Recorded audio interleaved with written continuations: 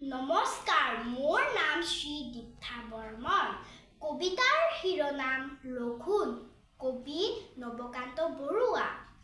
একোকে নাখাওঁ আজি, একেবাৰেই ভোক নাই। আছে যদি আধা খেৰ, চিৰা দিবা ভাল চাই।